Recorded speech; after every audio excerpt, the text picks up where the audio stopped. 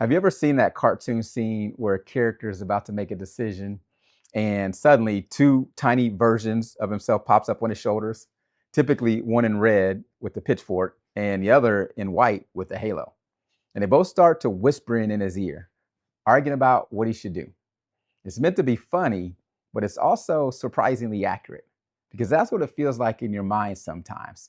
You have competing thoughts, you have competing voices, and whichever one you repeat the most, that's the one that ends up shaping what you'll actually do. In Romans 12 and 2, the Apostle Paul shows us why this matters so much. He writes, "Do not be conformed to the pattern of this world, but be transformed by the renewing of your mind." Your thoughts are foundational. They're forming the patterns that your life will actually follow. There's actually a name for that. It's called neuroplasticity, and it means that your brain can literally rewire itself based on what you repeatedly think.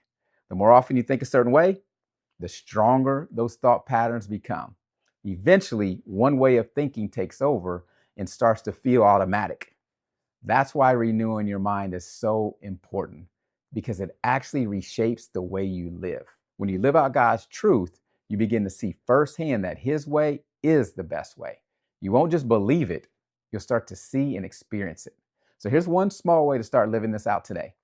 Think of one negative thought that's been sitting on your shoulder, one lie that keeps playing in your mind. Now replace it with one truth from God's word. Every time that thought shows up, speak the truth instead. That's how the renewing begins. And as your mind is renewed, your life will be transformed.